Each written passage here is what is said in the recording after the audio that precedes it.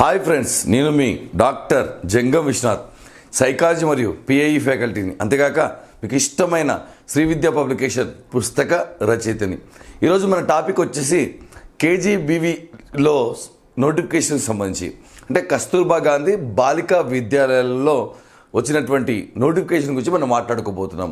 S O అంటే special officer, PGCRT మరియు అదేవిధంగా సిఆర్టీ పోస్టుల గురించి మనం మాట్లాడుకోబోతున్నాం. మరి ఇవి చాలామంది అనుకుంటున్నారు గవర్నమెంట్ పోస్టుల కాంట్రాక్ట్ టెంపరవరీ, అంటే ఇవి పూర్తిగా కాంట్రాక్ట్ పోస్టులు ప్లస్ మండలానికి మనకు ఒక పాఠశాల ఉంటుంది, దానికి సంబంధించినటువంటి పోస్టులు. మరి తీసేయడం జరుగుతుందా అంటే ఇంతవరకు తీసివేయడం జరగలేదు.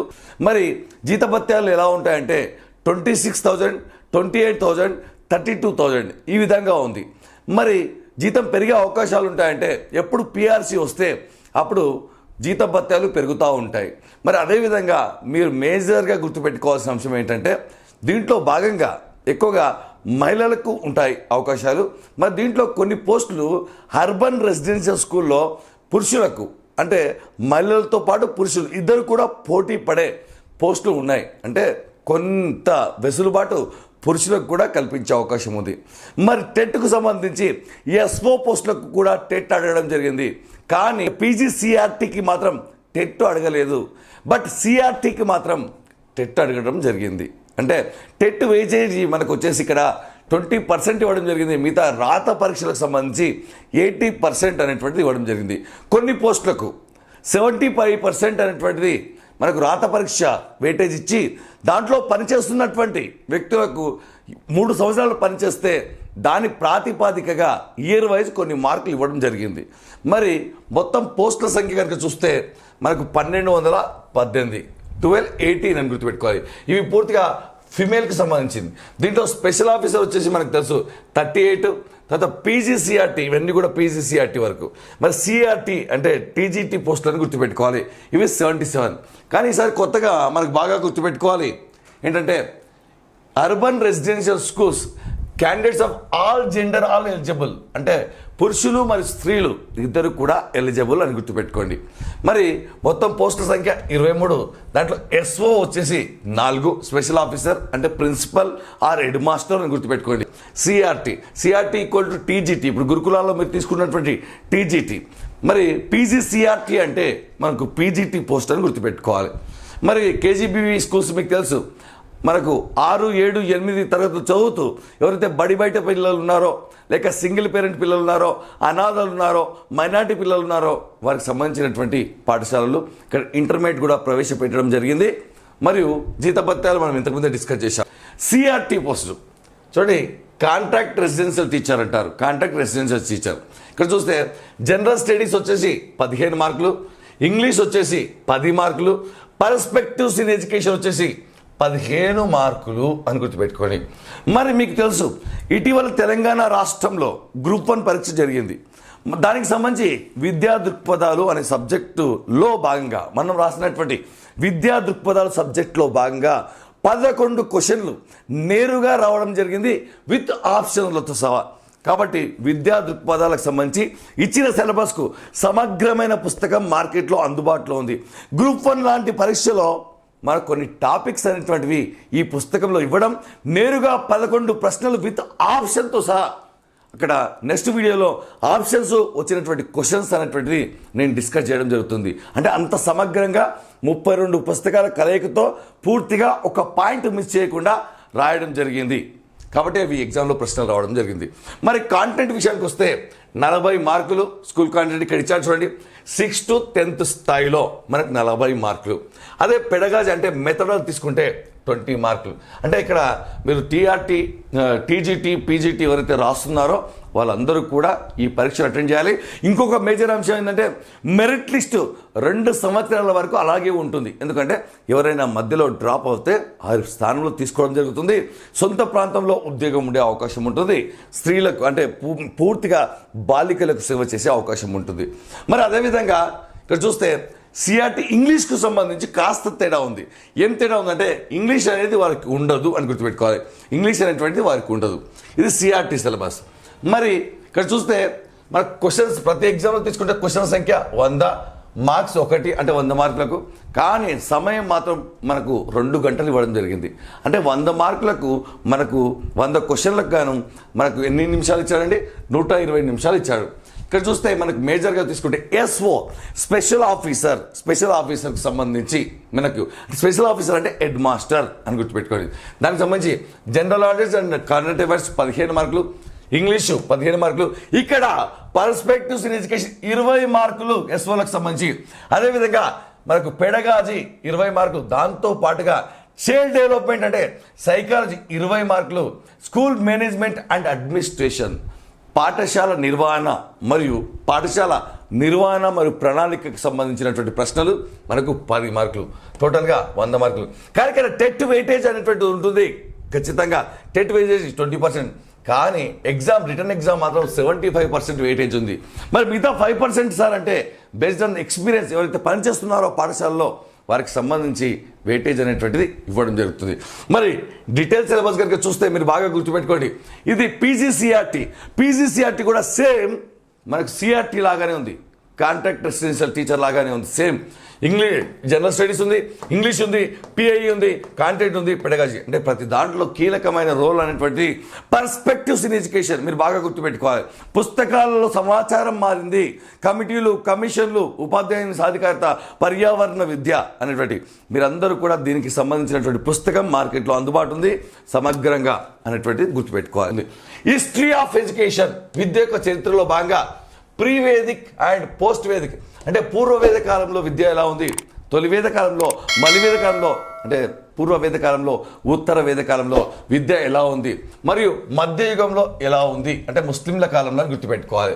రికమెండేషన్స్ ఆఫ్ వేరియస్ కమిటీస్ అంటే దీంట్లో వుడ్స్ డిస్పాచ్ ఇవ్వడం జరిగింది, హంటర్ కమిషన్ ఇవ్వడం జరిగింది, హార్టాక్ కమిషన్ ఇవ్వడం జరిగింది, సార్జెంట్ కమిషన్ ఇవ్వడం జరిగింది, మరి అదేవిధంగా మొదలియార్ కమిషన్ ఇవ్వడం జరిగింది, కొటారి కమిషన్ ఇవ్వడం జరిగింది, ఈశ్వర్ భాయ్ పటేల్ కమిషన్ ఇవ్వడం జరిగింది, నేషనల్ ఎడ్యుకేషన్ పాలసీ 68 మరియు 86 మరియు ప్రోగ్రామ్ ఆఫ్ యాక్షన్ 1992, మరి అదేవిధంగా కొత్తది ఎన్ఈపి 2020 ఇవ్వడం జరిగింది.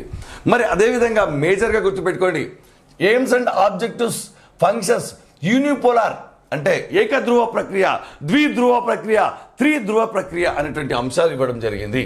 మరి టైప్స్ ఆఫ్ ఎడ్యుకేషన్, ఫార్మల్ అంటే నియత విద్య, ఇన్ఫార్మల్ అనియత విద్య, నార్ ఫార్మల్ అంటే విద్యలోని రకాలు ఇవ్వడం జరిగింది.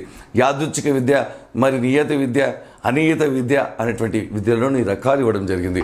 మరి అదేవిధంగా philosophical and sociological and psychological perspectives of education. Philosophical అంటే తత్వశాస్త్ర, సోషియాలజికల్ అంటే సామాజిక శాస్త్ర, మరి సైకలాజికల్ అంటే మనకు మనోవిజ్ఞాన శాస్త్ర ప్రకారం విద్యా తత్వం ఎలా ఉందో ఇవ్వడం జరిగింది. మరి టీచర్ ఎడ్యుకేషన్ సంబంధించి టీచర్ ప్రిపరేషన్ అంటే ఉపాధ్యాయుని యొక్క ప్రణాళికాబద్ధమైనటువంటి ప్రిపరేషన్ ఎలా ఉండాలి, క్లాస్కు సంబంధించి NCFT national curriculum framework for teacher education 2009 పుస్తకంలో రాయడం జరిగింది. మరి pre service and in service అంటే ప్రీ సర్వీస్ అంటే వృత్తిపూర్వక కార్యక్రమాలు మొత్తం కూడా డిస్కస్ చేయాలి. మరి teacher education programmes, teacher motivation అంటే ఉపాధ్యాయుని ప్రేరణ, కంటిన్యూస్ ప్రొఫెషనల్ డెవలప్మెంట్ అంటే వృత్తిపరమైనటువంటి అభివృద్ధి అని గుర్తుపెట్టుకోవాలి. టీచర్ ఎంపవర్మెంట్ అంటే ఉపాధ్యాయుని యొక్క సాధికారతను ప్రభావితం చేసే అంశాలు మరియు ప్రవర్తన నియమావళి రోల్స్ ఆఫ్ టీచర్ ఆర్గనైజేషన్ అంటే ఎన్సిటి తీసుకొని ఎన్సీఆర్టీ వరకు యూజీసీ అన్ని ఉపాధ్యాయునికి సంబంధించినటువంటి నీపా అన్ని సంస్థలు, సిఫెల్, ఇఫ్లు, సిసిఆర్టీ మొత్తం ఉపాధ్యాయుని సాధికారతను ప్రభావితం చేసే సంస్థలు అనేటువంటి మనం నేర్చుకోవాల్సి ఉంటుంది. మరి national level and state level educational institutions దేశవ్యాప్తంగా, రాష్ట్ర స్థాయిలో, జాతీయ స్థాయిలో ఉన్నటువంటి ఉపాధ్యాయునికి విద్యకు సంబంధించిన సంస్థలు మరియు ఉపాధ్యాయుని వృత్తిపరమైనటువంటి అభివృద్ధికి దోహదం చేసే సంస్థల గురించి మీరు ఖచ్చితంగా నేర్చుకోవాలి. సిలబస్ చాలా పెద్దది, బాగా గుర్తుపెట్టుకోండి. మరి ఇక్కడ 3వ చాప్టర్లో పర్యావరణ విద్య అనేటువంటి టాపిక్ ఇవ్వడం జరిగింది. దాంట్లో పర్యావరణ విద్యలో విపత్తు నిర్వహణ అనేటువంటి టాపిక్, పర్యావరణ దినోత్సవాలు, పర్యావరణ నిర్వచనాలు, పర్యావరణానికి మన ఇందిరాగాంధీ గారు తివారీ కమిషన్ చేపట్టినటువంటి చర్యలు అనేటువంటి అంశాలు మీరు నేర్చుకోవాలి. డెమోక్రసీ అండ్ ఎడ్యుకేషన్, ప్రజాస్వామ్య విద్య అనేటువంటి టాపిక్. దాంట్లో equality and equity and equality of educational opportunities అంటే సమాన విద్యా అవకాశాలు అనే టాపిక్ కూడా ఇవ్వడం జరిగింది. మరి అదేవిధంగా ఎకనామిక్స్ ఆఫ్ ఎడ్యుకేషన్ ఆర్థిక విద్య అనేటువంటి టాపిక్ ఇవ్వడం జరిగింది. ఆర్థిక విద్యలో మానవ వనరుల అభివృద్ధి, మానవ మూలధనంగా విద్య అనే టాపిక్లు ఉంటాయి, సబ్ టాపిక్లు. ఇవి ఖచ్చితంగా మీరు నేర్చుకోవాలి. అదేవిధంగా జనాభా విద్య అనే టాపిక్, జనగణన నుంచి మొదలుకొని జనాభా విద్యకు ప్రభుత్వం చేపట్టిన చర్యలు, జనాభా విధానాలు ఉన్నాయి. మరి ప్రభుత్వం ఏ కమిటీలు వేసిందో అవన్నీ నేర్చుకోవాలి. తర్వాత అంతేకాకుండా దీంట్లో మేజర్గా గుర్తుపెట్టుకోవాలి, సస్టైనబుల్ డెవలప్మెంట్ అంటే సుస్థిరాభివృద్ధి. అడల్సెన్స్ ఎడ్యుకేషన్ అంటే మీకు తెలుసు కౌమార విద్య, ఆరోగ్య హెల్త్ ఎడ్యుకేషన్ అంటే ఆరోగ్య విద్య. మరి విధంగా అర్బనైజేషన్, మైగ్రేషన్. అర్బనైజేషన్ అంటే మనకు పట్టణీకరణ, మైగ్రేషన్ అంటే వలసలు అనే టాపిక్ ఇవ్వడం జరిగింది. లైఫ్ స్కిల్స్ అంటే జీవన నైపుణ్యాలు. ఇంక్లూజివ్ ఎడ్యుకేషన్ అంటే సమ్మిళిత విద్య అనే టాపిక్లు ఇవ్వడం జరిగింది. మరి దీంతో పాటుగా మీరు ఖచ్చితంగా గుర్తుపెట్టుకోవాల్సిన అంశం ఏంటంటే మరి initiative education, method and strategies for class room management, తరగతి గది నిర్వహణ ప్రణాళిక అనే టాపిక్ మనకు సోషియాలజీ పుస్తకంలో ఉంది. సోషియాలజీని కూడా జత చేయడం జరిగింది. మరి psycho social management, creation of awareness అంటే students, parents and society, sensitisation strategies, evaluation, documentation, maintenance of records రిజిస్టర్లు కూడా ఇవ్వడం జరిగింది. మరియు లిబరలైజేషన్, ప్రైవేటైజేషన్, గ్లోబలైజేషన్, సరళీకరణ, ప్రపంచీకరణ, మరి ప్రైవేటీకరణ. చూడండి, ఈ సరళీకరణ ఎల్పిజి ఇవ్వడం జరిగింది. లిబరలైజేషన్ సరళీకరణ, ప్రపంచీకరణ, మరియు గ్లోబలైజేషన్ అంటే ప్రపంచీకరణ, ప్రైవేటీకరణ అంటే ప్రైవేటీకరణ, మరి లిబరలైజేషన్ అంటే సరళీకరణ అనే టాపిక్ ఇవ్వడం జరిగింది. వాల్యూ ఎడ్యుకేషన్ విలువల విద్య, మరి సర్వశిక్షా అభియాన్. ఇప్పుడు సమగ్ర శిక్షా అభియాన్ అయింది, ఇక్కడ సర్వశిక్షా అభియాన్ ఎస్ఎస్ఏ ఇచ్చాడు. Next NPEGL, national program for education of girls at elementary level ఇవ్వడం జరిగింది. మిడ్ డే మీల్స్ ప్రోగ్రామ్ ఇప్పుడు PM పోషణ్ పథకంగా పేరు మార్చబడింది. అది చాలా సంవత్సరాలైంది, 2021 నుంచి PM పోషణ్గా పేరు మారింది. లేటెస్ట్ పథకాలన్నీ కూడా మీరు నేర్చుకోవాలి. నెక్స్ట్ RMSA ఇవ్వడం జరిగింది. తర్వాత ఇప్పుడు RMSA అనేటువంటిది, తర్వాత SSA అనేటువంటి రెండు కూడా కలిసి సమగ్ర శిక్ష అభియాన్ అవ్వడం జరిగింది. తర్వాత KGBVల గురించి మరియు మోడల్ స్కూల్స్ అంటే మీకు తెలుసు ఆదర్శ పాఠశాలలు, దాని గురించి నేర్చుకోవడం జరిగింది. అన్ని సమగ్ర మెటీరియల్ మన పుస్తకంలో ఉంది. మరియు చూడండి constitutional provisional relevant to education. చూడండి కాన్స్టిట్యూషనల్ ప్రొవిజన్ అంటే రాజ్యాంగపరమైనటువంటి ఏర్పాట్లు, రాజ్యాంగపరమైన హక్కులు, రాజ్యాంగపరమైనటువంటి మనకు ఆర్టికల్స్ అంటే నిబంధనలు నేర్చుకోవాలి. గ్రూప్ 1 లాంటి పరీక్షల్లో కూడా విద్యకు సంబంధించిన ఆర్టికల్స్ మొన్న మనకు రావడం జరిగింది. మరి రైట్ టు ఎడ్యుకేషన్ యాక్ట్ అంటే విద్యా హక్కు చట్టము, రైట్ టు ఇన్ఫర్మేషన్ యాక్ట్ అంటే సమాచార హక్కు చట్టము, నెక్స్ట్ చైల్డ్ రైట్స్ అంటే బాలల హక్కులు, మరియు పర్సన్ విత్ డిజేబుల్డ్ యాక్ట్ 2016గా మారడం జరిగింది. 2005 కాస్త మనకు తెలుసు 2016గా మారడం జరిగింది. అంతకంటే ముందు 1995 పర్సన్ విత్ డివిజబుల్ యాక్ట్. మరి అదేవిధంగా నేషనల్ కరికులం ఫ్రేమ్వర్క్ 2005 ఇచ్చాడు. మరి national curriculum framework for school education 2023. ఇది కొత్త టాపిక్, లేటెస్ట్ టాపిక్ అని గుర్తుపెట్టుకోవాలి. మరి దీంట్లో భాగంగా SO స్పెషల్ ఆఫీసర్లకు సైకాలజీ టాపిక్ ఉంది. ఆ టాపిక్ ఏంటంటే గ్రోత్ అండ్ డెవలప్మెంట్, పెరుగుదల, వికాసము మరియు పరిణతి అనే టాపిక్ ఇవ్వడం జరిగింది. దాంట్లో భాగంగా పెరుగుదల వికాస దశలు నేర్చుకొని ప్రతి దశల్లో భౌతిక వికాసం, మానసిక వికాసం, ఉద్వేగ వికాసం, నైతిక వికాసం, సాంఘిక వికాసం, నిర్వచనాలు, భాషలు, దశలు మరియు శాస్త్రవేత్తల నిర్వచనాలు కూడా అన్నీ కూడా నేర్చుకోవడం జరగాలి ఖచ్చితంగా. లెర్నింగ్ థియరీస్ అంటే తెలుసు మనకు అభ్యసన సిద్ధాంతాలు.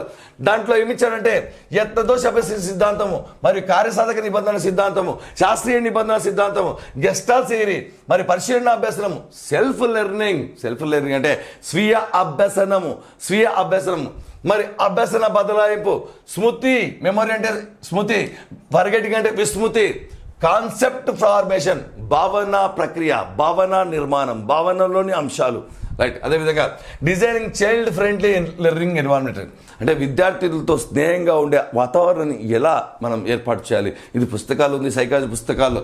మరి role of family, child rearing practices, పిల్లల్ని పెంచే పద్ధతులు, చైల్డ్ రేరింగ్ ప్రాక్టీసెస్, పిల్లల్ని పెంచే పద్ధతులు మరియు వైయక్తిక భేదాలు ఎక్కడెక్కడ కనిపిస్తాయి? ఇంటెలిజెన్స్ అంటే ప్రజ్ఞ మరియు ప్రజ్ఞా సిద్ధాంతాలు, ప్రజ్ఞా పరీక్షలు, అప్టిట్యూడ్ అంటే సహజ సామర్థ్యం, క్రియేటివిటీ అంటే సృజనాత్మకత, అటిట్యూడ్ అంటే వైఖరి, ఇంట్రెస్ట్ అంటే అభిరుచి, హ్యాబిట్ అంటే అలవాటు, కానీ ఇంట్రెస్ట్ ఇచ్చాడు, అభిరుచి ఇచ్చాడు.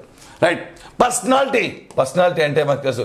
థియరీస్, ప్రక్షేపక పరీక్షలు, అప్రక్షేపక పరీక్షలు, మరి మూర్తిమత్వ సిద్ధాంతాలు కూడా ఇవ్వడం థియరీస్ మరియు మూర్తిమత్వ పరీక్షలు, మరియు అడ్జస్ట్మెంట్ అంటే సర్దుబాటు, డిఫెన్స్ మెకానిజం అంటే మనకు తెలుసు రక్షక తంత్రాలు, మరియు కాన్ఫ్లిక్ట్ అంటే సంఘర్షణ, ఫ్రస్ట్రేషన్ అంటే మనకు కుంటనం, స్ట్రెస్ అంటే ఒత్తిడి అనేటువంటి టాపిక్. మరి ఎస్ఓలో భాగంగా మరొక easy topic school organization topic ఇవ్వడం జరిగింది.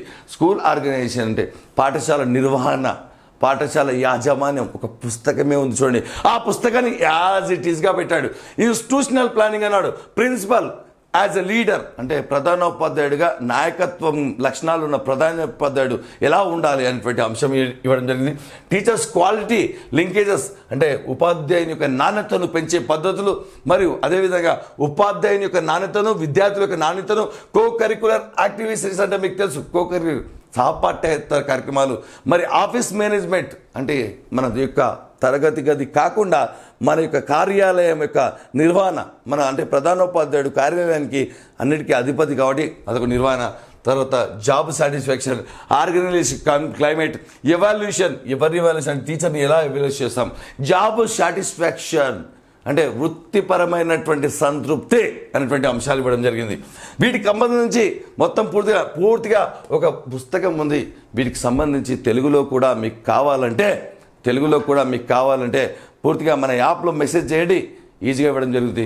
ఎవరైనా రాయొచ్చు, ఎందుకంటే మండల స్థాయి ఉద్యోగము, మరియు ఈ మధ్యకాలంలో మినిమం టైం స్కేల్ ఇచ్చే అవకాశం ఉంది. మినిమం టైం స్కేల్ ఇస్తే గనక ఇది గవర్నమెంట్ అయిపోతుంది. పూర్తిగా కొన్ని అలవెన్సెస్ మాత్రమే తక్కువగా ఉంటాయి. బేసిక్ పూర్తిగా గవర్నమెంట్ ఎంప్లాయీకి ఎలాగా ఉంటుందో అలాగా. టీజీటీ అంటే స్కూల్ అసిస్టెంట్ స్థాయి, పీజీటీ అంటే మనకు కాస్త జైలు స్థాయి, ఈ విధంగా ఉంటుంది. జీతభత్యాలు 32 హైయెస్ట్, 26, 28 ఈ విధంగా ఉన్నాయి. మరి దీనికి సంబంధించి మీరు బాగా గుర్తుపెట్టుకోవాలి. దీనికి సంబంధించి మన యాప్లో కోర్సు సిద్ధంగా ఉంది.